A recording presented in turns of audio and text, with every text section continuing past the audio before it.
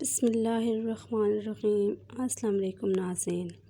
ہفتے میں 2 سے 3 مرتبہ تھوڑے سے پانی میں 4 قطرے سرکہ ڈال کر چہرہ دھو لیں۔ آپ کا چہرہ شیشے کی طرح چمک جائے گا۔ جلد کی تازگی کے لیے چند پودینے کے پتے، 2 قطرے شہد اور 2 قطرے عرق گلاب، یہ سب چیزیں ملا کر چہرے پر لگا لیں۔ اس سے آپ کے چہرے کا رنگ صاف ہوگا۔